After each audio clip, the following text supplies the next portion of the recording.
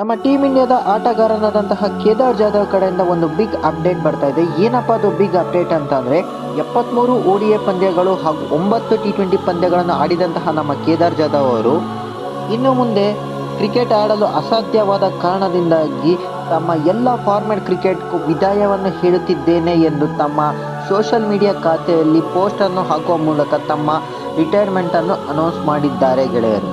ಹಾಗೆ next update ಬಂದು ನಮ್ಮ ಟೀಮ್ ಇಂಡಿಯಾದ ಮಾಜಿ ಆಟಗಾರನಾದಂತಹ ಸೌರವ್ ಗಂಗೂಲಿ ಅವರು ನಮ್ಮ ವಿರಾಟ್ ಕೊಹ್ಲಿ ರಿಲೇಟೆಡ್ ಆಗಿ ಒಂದು ಬಿಗ್ ಸ್ಟೇಟ್ಮೆಂಟ್ ಕೊಡ್ತಾ ಇದ್ದಾರೆ. ಏನಪ್ಪ ಅದು ಬಿಗ್ ಸ್ಟೇಟ್ಮೆಂಟ್ ಅಂತಂದರೆ, ರೀಸೆಂಟಾಗಿ ನಡೆದಂತಹ 2024 IPL ಅಲ್ಲಿ ನಮ್ಮ ವಿರಾಟ್ ಕೊಹ್ಲಿ ಅವರು RCB ಪರ ಓಪನರ್ ಆಗಿ ಅದ್ಭುತವಾದ ಪ್ರದರ್ಶನವನ್ನು ನೀಡಿದ್ದಾರೆ.